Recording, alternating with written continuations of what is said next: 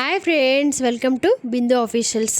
Already thumbnail చూసి మీకు అర్థమై ఉంటుంది ఏంటంటే ఈరోజు సంకష్ట పూజా విధానం ఎలా అనేది పూర్తిగా వివరంగా చెప్పడానికని ఈ వీడియో అనేది చేస్తున్నాను ఫ్రెండ్స్. అందరూ ఇక్కడ స్కిప్ చేయకుండా చూడండి. అలాగే ఒక చిన్న లైక్ అనేది ఇవ్వండి. ఆ లైక్ ఇవ్వడం వల్ల ఏంటంటే మిగతా వాళ్ళకి ఎవరికైనా తెలియని వాళ్ళకైనా వాళ్ళకి అర్థమవుతుంది ఎలా చేయాలి ఏంటనేది. అందుకని క్లియర్గా చేస్తున్నాను.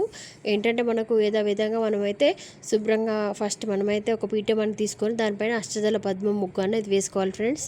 దాని తర్వాత మనకు నచ్చింది ఒకటి బ్లౌజ్ పీస్ కానీ లేకపోతే ఒకటి ఏదైనా నీట్గా ఒకటి క్లాత్ కానీ తీసుకొని దానిపైన వేసుకొని దాని తర్వాత శుభ్రంగా వినాయకుడిని మనం మంచిగా కడిగి కుంకుమలు పసుపులు బొట్లు అన్నీ పెట్టుకున్న తర్వాత ఏంటంటే ఇదే విధంగా మనమైతే అలంకరించుకోవాలి ఫ్రెండ్స్. ఏంటంటే దీనిలో చాలా ఇంపార్టెంట్ ఏంటో కూడా ముందు చెప్తాను. ఎక్కడైతే మాత్రం స్కిప్ అనేది చేయకండి. కొంతమందికి బుక్ చదవని కూడా రాదు. దాని కోసం కూడా నేను పరిష్కారం ఏంటనేది కూడా చెప్తాను. అన్ని రోజులు కాకుండా ఈ ఒక్క రోజు సంకష్ట రోజు అనేది చేయడం వల్ల మనకు వినాయకుడి పూజ దానివల్ల చాలా ఉపయోగాలు ఉంటాయి. ఏంటంటే మనకు మనసులో ఉన్న కోరికలు ఏదైనా సరే మనకు వెంటనే మనకు పిలిస్తే పలికే దైవం అంటారు కాబట్టి గణపయ్య వెంటనే మనకు జరిగిపోతుంది. మనం ఏదనుకుంటే అది. ఏంటంటే నేను చాలా ఇయర్స్ నుంచి చేస్తున్నాను కాబట్టి నాకు తెలుసు. అందుకని మీతో షేర్ చేసుకుంటాను. వీలైతే అందరూ నా వీడియోని షేర్ చేయండి, లైక్ చేయండి. అలాగే కొత్తగా చూసిన వాళ్ళైతే సబ్స్క్రైబ్ చేసుకోండి. అలాగే ఇప్పుడు నేను ఏంటంటే తమలపాకులు తీసుకున్నాను దానికోసం. ఎందుకంటే మన పసుపు గణపతి అనేది ఒకటి మనం చేసుకోవాలి కాబట్టి నేనైతే తమలపాకులు తీసుకున్నాను. అలాగే 2 తమలపాకులు ఎందుకు పెట్టాను చూసారా. దానిపైన మనము ఏంటంటే 2 దీపం కుందులు అనేవి పెట్టుకోవాలి యథావిధిగా పూజ ప్రకారంగా. ఇంకొక 2 తమలపాకులను తీసుకున్నాను కదా. ఏంటంటే దాన్ని కూడా నేను చెప్తాను ఏంటనేది. దాని తర్వాత మనమైతే ఈ ఒక్కరోజు ఎప్పుడు చేయకపోయినా పర్వాలేదండి. ఈ సంకష్టహార గణపతి పూజ అనేది సంకష్టం చేస్తే మనకున్న కష్టాలన్నీ పోతాయి కాబట్టి సంకష్టహార చతుర్థి అని అంటారండి. ఏంటంటే అన్ని రోజులు చేస్తే ఫలితం దానికన్నా ఒక్క రోజు పూజ చేస్తే మనకు ఏంటనేది ఆ దేవుడు అనేది మనకు వెంటనే చూపిస్తాడనమాట. ఏంటంటే మనం అనుకున్న కోరికలు కానీ ఏది ఉన్నా సరే ఖచ్చితంగా మనకు కోరికలు అనేవి నెరవేరుతాయి. అందుకనే ఈ వీడియో ఇక్కడ స్కిప్ చేయకని చెప్పింది ఇందుకే అండి. ఏంటంటే మనం యథావిధిగా పూజ సామాగ్రి అవన్నీ అయితే తెచ్చుకోవాలి. చాలా తక్కువ మన ఏంటంటే పూజకి ద్రవ్యాలు మనకు తక్కువ పడే విధంగానే మనకు ఉంటాయి. అవి ఏంటో కూడా నేను చెప్తాను అందుకే ఎక్కడ స్కిప్ చేయకూడదు అని చెప్పింది ఎందుకే అండి. ఏం లేదంటే మనకి ఇందులో ఎర్ర అక్షింతలు అనేవి ఇంపార్టెంట్ అనమాట. ఏంటంటే అందరూ తీసుకుంటారు దీక్ష అనేది. ఏంటంటే మనం ఎర్ర అక్షింతలు తీసుకున్నాం కదా, ఏ రోజు తీసుకోవాలి ఏంటనేది కూడా నేను ముందు వీడియోలో చెప్తానండి. ఎక్కడ స్కిప్ మాత్రం చేయకండి. చూడండి అందరూ చెప్తున్నాను. ఏంటంటే కొంచెం మనమైతే ఒక బౌల్లో ఎర్రక్షంతలు అనేవి ఇంపార్టెంట్. ఇక్కడ మనకి ఎర్రక్షంతలు దానిలో కొంచెం కుంకుమ వేసుకొని కాస్త కొంచెం ఆయిల్ వేసి కలుపుకొని దాని తర్వాత మనం ఏంటంటే ఎర్రక్షంతలతోనే మొత్తం పూజ చేసుకోవాలి కాబట్టి ఇది కూడా ఒక పూజ సామాగ్రి. ఇంకా చాలా తక్కువ పదార్థాలతో వాడే మనకి సింపుల్గా చేసే విధంగా నేను చూపిస్తున్నాను. బాగా హెవీగా ఖర్చు పెట్టి చేసుకోవాలని ఏం లేదండి. మనకి ఇంట్లో ఉన్న వాటితోనే మనము చేసుకోవచ్చు ఈ పూజ అనేది. చాలా మహిమగల దేవుడు అనమాట. ఏంటంటే వినాయకుడు మనకు ఏ పూజకైనా ప్రథమంగా మనము వినాయకుడికి పూజ చేస్తాం కాబట్టి ఈ సంకష్టహర గణపతి రోజు అంటే సంకష్టహర చతుర్థి రోజు చేయడం వల్ల చాలా ఉపయోగాలు ఉంటాయి. ఏంటంటే నేను చెప్పాను కదా, ఏంటంటే ఇవి కొన్ని తిథులు ఉంటాయన్నమాట. అవి ఏంటంటే మంగళవారంతో కూడుతూ వచ్చిన సంకష్టహర గణపతి చతుర్థి అనే ఉపవాసం పడితే మనకు చాలా మంచిదండి. దానికోసం చాలామంది వెయిట్ చేస్తారు. బట్ ఏంటంటే కొంతమందికి తెలుస్తుంది, కొంతమంది తెలియట్లేదు అసలు సంకష్టం అంటే ఏంటని చాలామంది అడుగుతున్నారు. అందుకని మళ్ళీ ఒకసారి నేను అనేది వీడియో క్లియర్గా చేసి చూపిద్దామని పెట్టాను. ఇందాక ఒకటి చేశాను, అలాగే ఇప్పుడు కూడా చేస్తున్నానండి. ఏంటంటే ఇప్పుడు మనకి ఏంటంటే పసుపు గణపతి అనేది మనం తీసుకోవాలి చెప్పాను కదా ఇందాక. ఇప్పుడు ఎర్రక్షంతలు అయిపోయి మేము ప్రిపేర్ చేసుకున్నాం కదండి. ఇప్పుడు ఏంటంటే చేతిలో కాస్త పసుపు తీసుకోవాలి. పసుపు తీసుకొని మనం ఏంటంటే దానిలో కొంచెం వాటర్ వేసుకొని ఏం చేయాలంటే మనము పసుపు గణపతి ఏంటంటే గౌరమ్మ చేసుకునే విధంలాగా పసుపు గణపతిని అనేది ప్రిపేర్ చేసుకోవాలి. అందరూ ఏంటంటే పటం ఉన్నవారు పటం పెట్టుకోవచ్చు, విగ్రహం ఉన్న విగ్రహం పెట్టుకోవచ్చు. అలాగే కానీ పసుపు గణపతి అయినా ఎలా ఉన్నా కూడా పసుపు గణపతి అయితే ఖచ్చితంగా పెట్టుకోవాలి. మనకి ఏంటంటే ముఖ్యమైనది పసుపు గణపతి అనమాట. నేనైతే ఇప్పుడు పసుపు గణపతి అనేది చేస్తున్నాను. ఏంటంటే మనకు ఈ ఒక్కరోజు చేసే ఫలితము కొన్ని రేట్ల ఫలితం అనేది మనకి దక్కుతుంది ఈ రోజు చేయడం వల్ల. అందుకే చెప్పాను కదండి, ఏంటంటే ఈ సంకష్టహార గణపతి చేసే విధానంలో కూడా చూసారు కదా, ఆల్రెడీ నేను పసుపు గణపతి అని చేశాను. చూసారు కదా, పసుపు గణపతి చేసుకున్న తర్వాత మనమైతే అక్కడ ప్రతిష్టాపించాలి. ఫస్ట్ మనము అందులో 2 తమలపాకులు తీసుకోవాలి. దాని తర్వాత నేను ముందు అన్ని చెప్తానండి, క్లియర్గా క్లుప్తంగా చెప్తాను, ఎక్కడ స్కిప్ చేయకండి. ప్లీజ్ నచ్చిన వాళ్ళకు ఫస్ట్ టైం చూస్తే నా ఛానల్ సబ్స్క్రైబ్ చేసుకోండి. అలాగే లైక్ ఇవ్వండి, కామెంట్ చేయండి. ఇంకా ఏమైనా డౌట్స్ ఉంటే కామెంట్ బాక్స్లో చెప్పండి, నేను రిప్లై ఇస్తాను ఖచ్చితంగా. అందుకే క్లియర్గా చెప్దామని ప్రతి ఒక్క విషయం అనేది నేను మీతో షేర్ చేసుకుంటున్నాను. ఇప్పుడైతే మనము మామూలుగా అయితే తీసుకున్నాం కదా, దాని తర్వాత మనకు వీలైతే మనం గరిక తీసుకోవాలండి. కాకపోతే ఇప్పుడు నాకు దొరకలేదు ఈరోజు. ఏంటంటే గరికతో కూడిన గణపతి కాబట్టి గరికతో కూడా మోక్ష గణపతి అంటారు కదా, గరికతో కూడా మనం పూజ చేసుకోవాలి. కాబట్టి నాకు గరిక దొరకలేదండి. ఏంటంటే గరికతో ఉంటే గరిక ఏంటంటే 21 గరిక అలా తీసుకొని మనం ఏంటంటే ఒక రోల్ చేసుకొని పెట్టుకొని దాంతో కట్ పెట్టుకున్నా కూడా దేవుడికి మనం దగ్గర పెట్టుకొని పూజ చేసుకోవచ్చు. నాకు ఇది దొరకలేదు కాబట్టి నేను ఇలా చేయలేకపోయాను. బట్ ఏంటంటే దొరికినా పర్వాలేదు, దొరకకపోయినా పర్వాలేదండి. ఏంటంటే కొంచెం ఎండాకాలం కాబట్టి నాకు దొరకలేదు. దొరికితే ఇంకా అదృష్టం. ఏంటంటే అది నాకు పెట్టలేదు అంతే. ఏంటంటే గదా విధంగా మనము మామూలుగా దాని తర్వాత మనం దీప నైవేద్యాలు అయితే చూపించాలి కదా. అలాగే చూస్తున్నారు కదా, మనం దీప నైవేద్యాలతో అయితే మనం ఫస్ట్ అయితే అగరబత్తులతో అయితే వెలిగించుకోవాలండి. అసలుకి మనం ఏంటంటే అగ్గిపెట్టె అనేది వాడకూడదు. అవసరమైతే ఏకవత్తితో కానీ లేకపోతే అగరబత్తితో కానీ ముట్టించుకొని కానీ ఏంటంటే అగ్గి పుల్ల అనేది దాంతో అయితే వెలిగించకండి. చాలామందికి ఇలా తెలియకుండా అగ్గిపెట్టె వాడుతూ పెడుతున్నారు. అది ఏంటంటే కెమికల్స్తో కూడింది. మళ్ళీ దాంతో ఏంటంటే అది మన వాళ్ళైతే చెప్తున్నారు సాంప్రదాయంగా. ఏంటంటే నేనైతే ఇప్పుడు అగరబత్తితో కానీ లేకపోతే ఏకవత్తి హారతితో కానీ ఏకవత్తి దాంతో అయితే నేను దీపం ముట్టిస్తాను. ఆ తర్వాత మనము కొన్ని అక్షింతలు అవన్నీ తీసుకొని ఏదో పుష్పం మీద పెట్టుకున్నాను ఆల్రెడీ. మనం ఎక్కడైతే దీపం పెట్టుకున్నామో అక్కడ కొన్ని అక్షింతలు వేసుకొని దీపం జ్యోతి పరబ్రహ్మ అని చెప్పి మనమైతే అక్షింతలు వేసుకోవాలి. దాని తర్వాత మనం పసుపు గణపతి దగ్గర పువ్వు పెట్టుకున్నాం కదా. ఇప్పుడు నేను చూపిస్తున్న బుక్ ఏంటంటే సంకష్టహార గణపతి అనేది ఒక బుక్ అనేది దొరుకుతుంది మనకి అది బుక్ ఎక్కడైనా అవైలబుల్గా ఉంటుంది. మనకు కావాలని పూజ చేసుకున్న వాళ్ళందరికీ తెలిసిపోతుంది. కావాలంటే బుక్ తీసుకొని చేసుకోవచ్చు. మనకు బుక్ చదవడానికి రాకపోయినా పర్వాలేదండి, ఏం కాదు. దాన్ని కూడా నేను చెప్తాను ఏం చేయాలనేది కూడా. లాస్ట్ టిల్ ఎండ్ వరకు అయితే చూడండి, ఏంటనేది క్లుప్తంగా అనేది చెప్తాను మీ అందరికీ.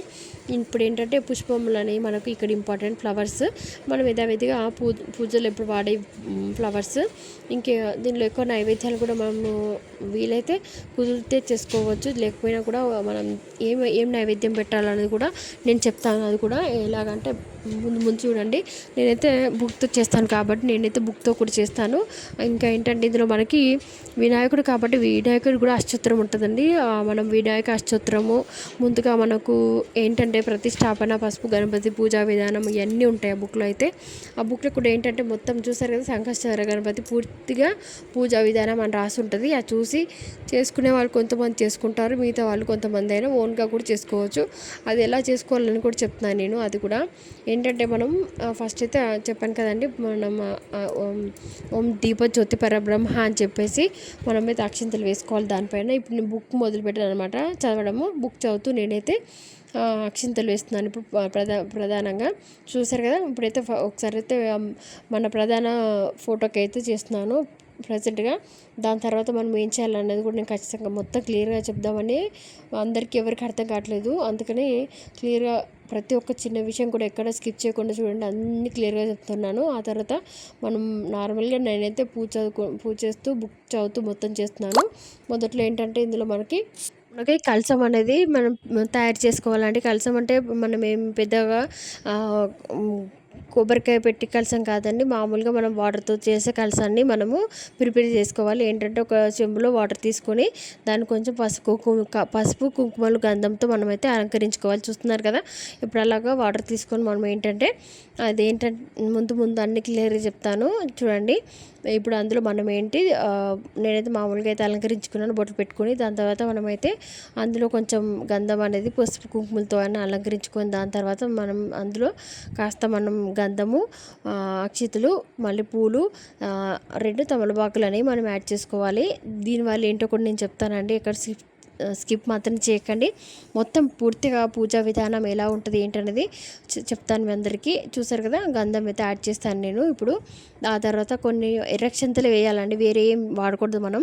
ఎందుకంటే మనకు ప్రధానంగా వినాయకుడు పూజ చేసేటప్పుడు మాత్రమే మనం ఎర్రక్షంతలు అనేవి వాడతాం, మిగతా ఏ పూజలు అయితే వాడమండి.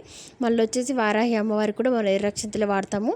అది నేను వారాహి అమ్మవారి వీడియోలో అన్నీ ఆల్రెడీ పోస్ట్ చేశాను. తర్వాత ఏంటంటే తర్వాత ఒక పుష్పం వేసుకున్నాను, చూసారు కదా. దాని తర్వాత మనం ఏంటంటే మనకి కలశ పూజ అని ఉంటుందండి. పూజ బుక్ చూసే వాళ్ళకైతే తెలిసిపోతుంది. ఆ కలశ పూజ అనేది కూడా పూజా విధానం నేనైతే మామూలుగా అయితే ఇప్పుడు నేను చెప్పలేదు, కానీ వీడియోలో మామూలుగా నేనైతే కలశ పూజ కూడా చేస్తాను. పూజ బుక్ చూసుకుంటూ చదువుకుంటూ ఆల్రెడీ చదువుతున్నాను నేను.